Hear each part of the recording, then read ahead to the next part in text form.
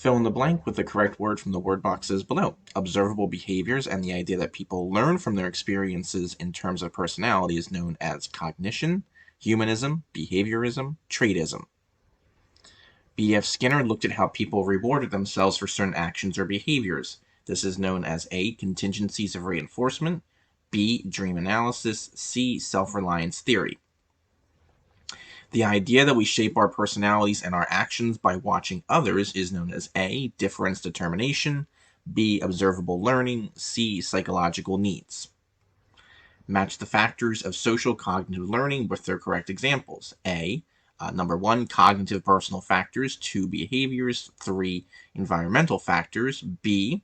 Letter A, social, political, and cultural influences as well as personal learning experiences. B. Personal actions. C. Beliefs, expectations, values, social roles, genetic makeup, etc.